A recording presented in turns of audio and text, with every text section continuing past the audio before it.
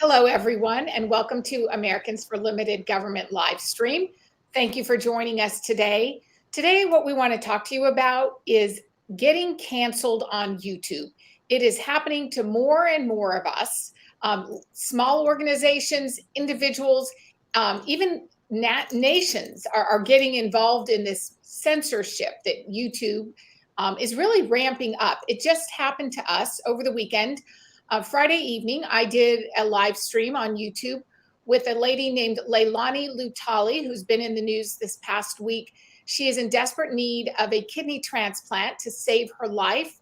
She gave us an interview to talk about the hospital that is denying her the surgery until she gets a COVID vaccine. Let me just show you what I'm talking about here. And then David is with me because he is our sort of in-house YouTube expert. He's going to tell us how we can fight back. If YouTube tries to cancel you, take down one of your videos, he's going to be able to share some tips with us. But there's a screen of, that's up on Rumble. So YouTube took that video down Friday morning, early in the morning, or maybe it was even Saturday morning and sometime in the middle of the night. So it's no longer available on YouTube. We have put an appeal in. David sent that in, and I'll let him tell you about that process. And just generally, we want to share helpful information for you in case you get a video removed or your channel is threatened with a strike or a warning. So David, why don't I just let you take it from here? Hey, good afternoon, everybody. So what happened to us is our video was removed being cited as COVID vaccine misinformation. And the individuals in the video both cited third-party information that was actually from the Center for Disease Control. And it's totally on point with their guidelines. I think their bots, their AI bots, just quickly scanned the video and thought that it was incorrect. But we have submitted an appeal. We have made them aware of the CDC data and the AP News fact checkers that was also cited in the video. So with this new wave of censorship, not only has YouTube created a COVID-19 vaccine misinformation policy, more generally, they have created a vaccine misinformation policy. And what that means for you going forward, if you're a creator on YouTube, more generally, if you just are on social media, these days it's very important to cite third-party sources for any claims that you make. And if you cite those sources and you say, I'm not saying this directly, you should be safe. If you're saying this is a third party, this is what they're alleging, I'm not a medical doctor, this is in no way medical information, please see your medical doctor. Do not interpret this as medical advice, as we are not medical professionals. That's becoming the standard disclaimer I'm seeing on a lot of YouTube channels right now. And it's really sad that it's gotten to this point, but if using that disclaimer, we can still say what's being information that's being brought to us from other sources. That's really the safest thing to do across all social media right now. Okay, David, I'm typing in something right now, a banner to tell people. So your first tip is to have a disclaimer at the beginning of your video if you're going to be talking about anything related to COVID, saying I am not a medical expert, and then you cite the source. Correct. Okay. Yeah, that's correct. And then just go as far as you can into giving detail and context. Now, YouTube does allow you, if you personally have a bad reaction to a vaccine, they're for free speech in that respect, that you can share your story. But if you're sharing the effects that someone else had, you've got to say, in this specific instance, this is what this individual experienced, not necessarily that I'm extrapolating this to all instances of someone receiving the vaccine. So in our case, what happened, and I'll put her picture up again. Leilani said what we think she got taken down for is she said, I am opposed to getting a COVID vaccine because I have concerns that human fetal tissue was used in the testing and development. Although, you know what, David, I don't know if I'm even allowed to say that, because those are the very words that got her taken down. So I'm going to strike that. Can I just take that out and pretend I didn't say it? But that's what we think she got taken down for. Anyway, and we have an appeal out. But go ahead, David. I hope I haven't already gotten our video canceled for even saying that. No, you're saying what she said and the third party, and what she said is proven. So the context is there from the AP News. And yeah, the words that she used, the discussion she had, it was YouTube, what we believe YouTube confused as her making that assertion, instead of pointing to the fact that it was legitimate third parties who have made this assertion, and the distinction between research and final product. There's a huge distinction there, and that language is what we believe they missed. So this just goes to show you that context is really important, that there are people at YouTube that manually review videos, but some of it is AI. AI is not perfect. So it's the context of the information. And we're not saying that, as Catherine just said. That's what someone else said. And she got that information from reputable sources such as the AP News. Yeah, so I mean, this just having this conversation, David, highlights how difficult it can be to navigate these guidelines that YouTube has put up. And I'm going to change the screen right now, if I can do that, to show you what their guidelines look like. Nope, let's see, I didn't quite change it. So give me just a minute, and I'll show you what their guidelines look like, folks. In one respect, they're straightforward, but I don't think that they are completely straightforward. Otherwise, I wouldn't be sort of talking around in circles about what Leilani said, because I'm worried that, you know, I'll get taken down, that this video will get removed. All right, so there you should have it on your screen, what their guidelines look like. And if you have any questions, if you're going to be messaging in any way on COVID, I would recommend you go to, you know, the YouTube's community guidelines page, and it's quite detailed. And you just spend some time looking through exactly what they will and won't allow you to say. Any tips for people there, David? I would say read them and reread them again. I mean, it's sad that in America, this is the current state of free speech, especially given the fact that social media is the new town square where people go and communicate. And if you were canceled on social media, you are effectively removed from the discussion, the community discussion. But specifically, I would say, if you are in doubt about whether something you were planning to say or content you're planning to message around, I would remove that and not message on that particular point of your overall message, because some, you know, words, language is interpreted differently by anyone. These guidelines are, I think they're as clear as they think they can make them, but it leaves some room for what is actually being said versus what they think is being said. So just read those and say as much as you can personally, but when you're getting into uncharted waters in terms of what they don't want you to say, just use third-party sources so you can stay on the platform. I would say also check out the alternatives such as Rumble, BitChute, Odyssey. Those are great alternatives, but for right now, YouTube is still the most popular video streaming platform in the world, the second most powerful platform. And I think it is important for us as fighters of liberty, fighters for liberty, and advocates for liberty, to still stay on YouTube and be within their guidelines, because there's still a lot of things that need to be talked about, a lot of injustices that we can still discuss. Because some people would say, I'm giving up YouTube, I'm giving up Google, I'm giving up Facebook. That's fair if it's a net negative for your life. That's a fair thing to do. But this is where the masses of people are.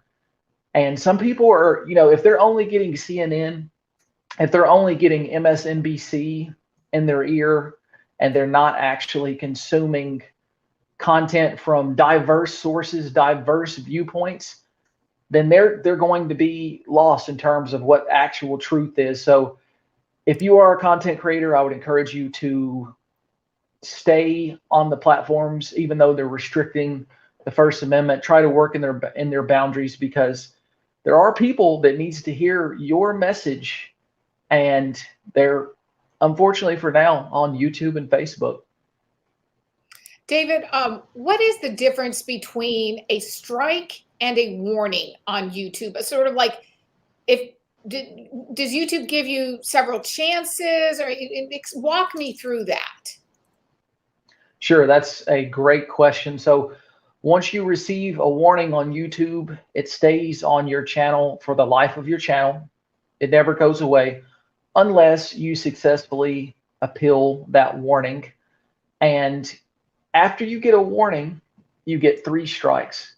Your first strike, you are removed. You are unable to post on YouTube for 1 week. You can't interact. You can't post video, and you cannot post like a picture/text post. And I'm not sure. I don't think you can actually comment on other videos as well. But that's strike 1. Strike 2, I believe it's for a month.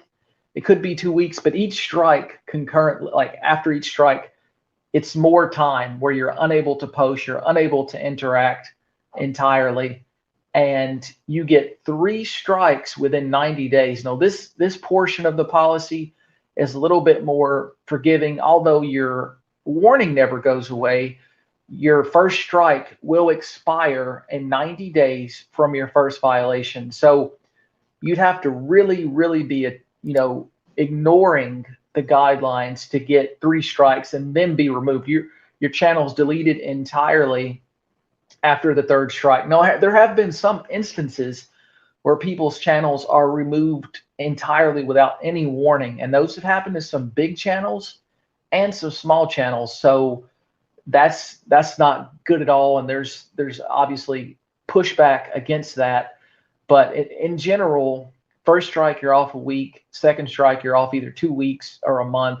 Not sure of the length of time of the 3rd strike, but fortunately, after 90 days, your strike will disappear, and then you're back to a warning. So it's hard to get your channel deleted if you're really attempting to stay within the guidelines. But if you completely ignore the guidelines, then you'll be gone pretty quickly.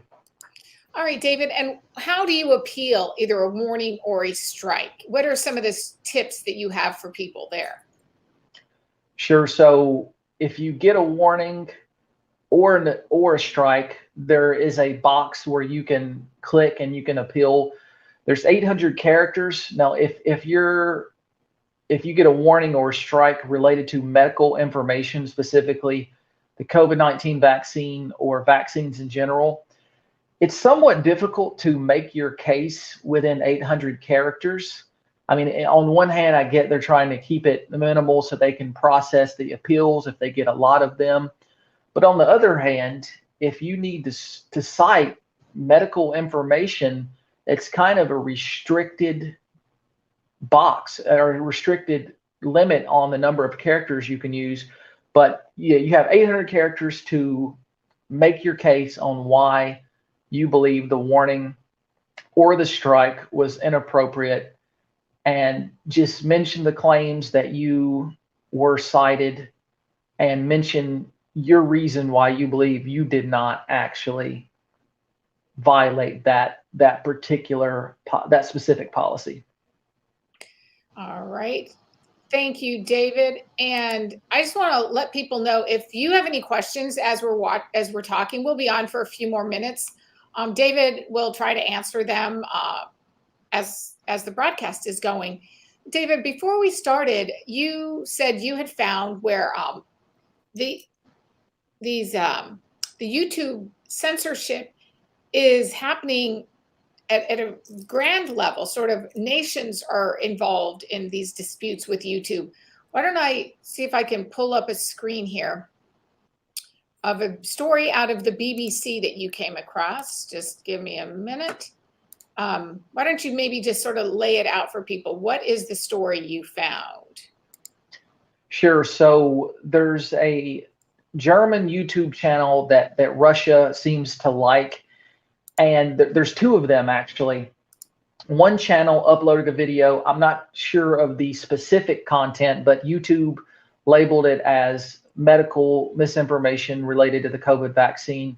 So this channel, this German YouTube channel, deliberately ignored that and uploaded the same video to a second channel.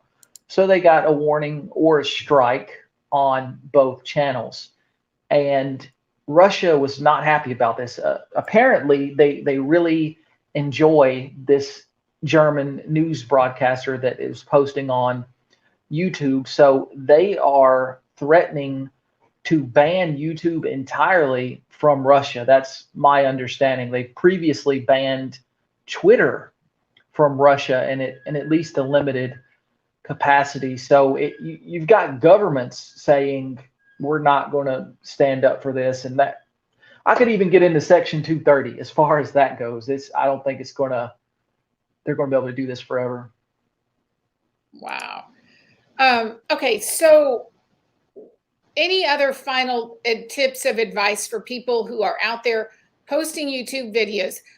I guess to sort of summarize, the number one thing you said at the top, if you're talking about COVID in particular, have a disclaimer at the beginning and say, if you're not a medical expert, state that, I'm not a medical expert, but I will be citing, third-party sources for my information. Is that accurate, David? That is accurate. But in addition to that, if it's something that's like wildly off base, then I wouldn't even post that. Just use common sense in terms of if it's really far off base from what YouTube's guidelines are. Okay. And then one of the other things you said is to go to the guidelines themselves.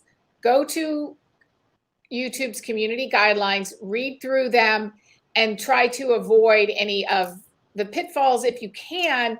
But David, I know we're trying to be helpful to people and give some useful information.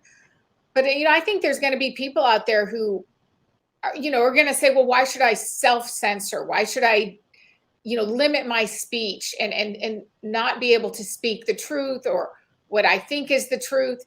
I mean, this whole area is just so complicated, and I think it gets people get very angry because the First Amendment right to free speech is just so fundamental to who we are as Americans, and attempting to sort of navigate this new world of big tech censorship is really fraught with a lot of ethical and moral questions. You're absolutely right. And some people, if they make the ethical decision that they're going to say what they want to say, regardless of potential censorship, there is a place for that. James O'Keefe, is that his first name? James? Yeah. Mm-hmm. He was banned from Twitter indefinitely, but his exposés on the vaccine, they have been trending on Twitter a lot, like for just a lot of posts, a lot of tweets. And he made that decision, I'm going to keep saying what I'm going to say, regardless if I get censored, and let other people pick up the tab for me. So if somebody wants to do that and they're aware of the repercussions, and they weigh the importance of a single issue over the long-term ability to stay on the platforms, that's okay. If you make that decision willingly, you are aware of it and conscious, then I see no problem with that. All right. Well, thank you, David, because you certainly are more knowledgeable than I am about this subject. So I appreciate your expertise. We're all still learning. Yeah, right. And that's a key thing to emphasize to people is we are learning, but YouTube is always sort of changing and evolving, aren't they? Like with their Right. guidelines. And so it's something that if you're going to be out there posting on YouTube, you need to be aware of and kind of keep up with what they're putting out and what their guidelines are, because it is changing and we're all trying to learn, right? As things move. It's not a static situation by any means. Well, we really appreciate you joining us today. We're again thankful for David. He does a lot of work behind the scenes here at Americans for Limited Government, and thanks to all of you. And we'll all just keep in this fight. And we'll see you next time on an Americans for Limited Government live stream. Take care.